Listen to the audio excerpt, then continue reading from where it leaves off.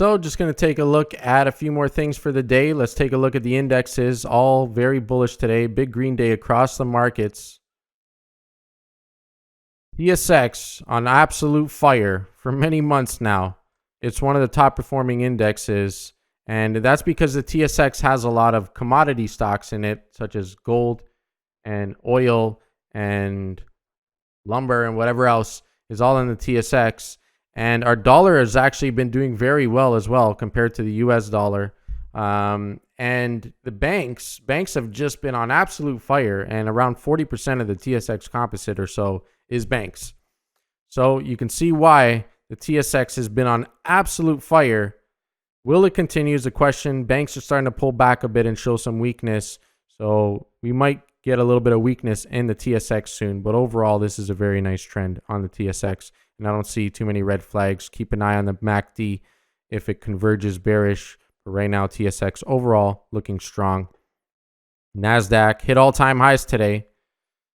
Keep an eye on this potential resistance area because we're at all-time highs, but we still got this resistance line up here. We're testing it right now. Now, the question is, can bulls break above that area, or are we going to see a bearish move over here? I'm sure the bears will make an attempt. At least minimum, they'll make an attempt. You can top fish around here, around this resistance area, because even though we passed the highs, we didn't pass it by much. So it's still at a resistance area. It's not just the exact price you look at when looking for support or resistance. You look at the area, give or take 1 or 2%. So NASDAQ pushing all-time highs, but keeping an eye on this potential resistance area up here. And if we can't, then can't pass it. I think the bears are at least going to make an attempt, probably tomorrow. If we gap up, there might be a little bit of a sell-off as bears make an attempt and bulls take some profits, because obviously bulls are up some nice profits. And if you are investing for the long term, do you want to buy now after this big move? I mean, it could keep going, absolutely. But ideally, you want to buy when there's these panics and those dumps. Ideally, that's when you want to buy, and that's when the opportunity is the highest for the long term. S&P 500 also pushing all-time highs. It's just grinding over here, just grinding higher. So, I was thinking this is a distribution pattern, but it might not be. Maybe we're just pushing. Overall, the chart looks healthy. We've got higher lows several days in a row. RSI is getting stronger. We're not overbought. We had a bullish MACD cross on the daily. I would say the concern is the bearish MACD cross on the weekly, because we're hitting new highs, and yet we've got a bit of a bearish MACD cross on the weekly. But I don't see any real red flags at the moment on the indexes. They overall look strong. The bulls are still in control. The only thing I'd be eyeing for is this potential resistance area on the NASDAQ up here.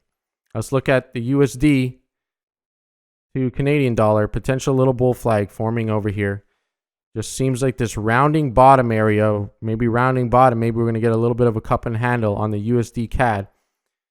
US dollar is starting to show some strength. I've been seeing more green in the US dollar, not just against the Canadian, but also on the DXY. And the DXY is the US dollar compared to all the currencies around the world. And it's been showing some strength recently.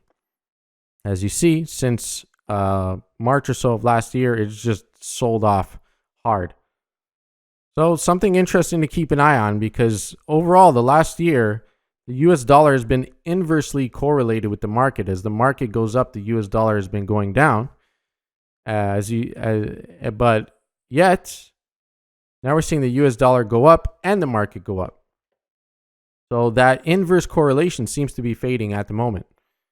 And it would give a more incentive to invest in US stocks if the dollar is going up and the US stocks are going up as well.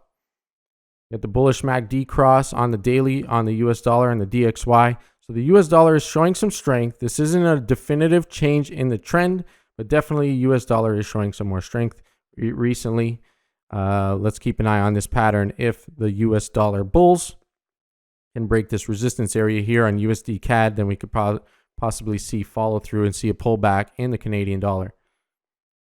Gold hasn't been doing so well. Gold had a little bit of a double top, and now we've got a lower low. It's got a high, low, lower, high, lower, low, bit of a double top. So gold is showing some weakness, and that's because the dollar is showing strength. You know, gold typically goes up when the dollar gets weaker, when there's inflation. But if the dollar is somehow strengthening, that's not too good for gold. So we're keeping an eye on that on gold on the short term. On the weekly, still looks fairly healthy. Potential bull flag still on the weekly, potential cup and handle. So we want to keep an eye on that. You don't want to see much more of a pullback over here on gold. If we want this to be a bull flag, if we want this to be a cup and handle, ideally, it's not going any lower over here, hopefully, for the bulls. Bulls want to see it hold this area now and push up to new highs. As of now, still showing some weakness. Nice lower wick of buying the dip yesterday or, today, but now we got a new candle already. But, now we got to see follow through from the bulls, though. Can't just have that lower wick. We got to see a follow through today and break yesterday's high if the bulls want to take over. Seen some weakness across commodities. Corn pulling back. Copper not doing too much. Platinum pulling back. Silver not doing too much. Consolidating still. Silver looks healthier than gold at the moment. This is a nice consolidation pattern. Over here. Silver could be good. Keep an eye on that. Looking at the VIX. VIX just steady grinding lower. Not too much right now. The VIX is the fear index, the volatility index. When this goes up, typically the markets go down. It is up today, though. Interesting, even though the markets are up.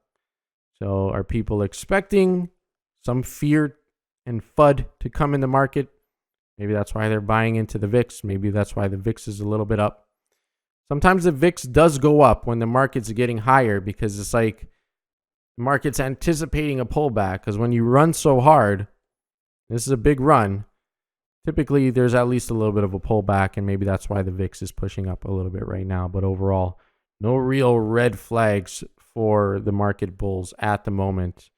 The VIX is just steady grinding lower, and it could go a lot lower still because we're still trading above where we were trading pre-pandemic.